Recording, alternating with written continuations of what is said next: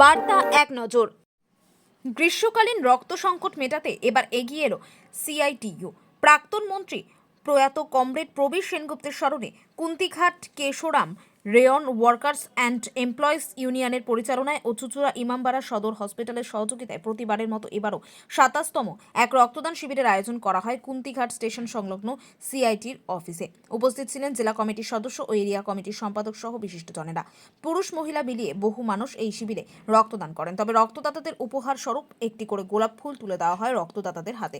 বিপুল উৎসাহের মধ্য দিয়ে শেষ হয় এই রক্তদান শিবির।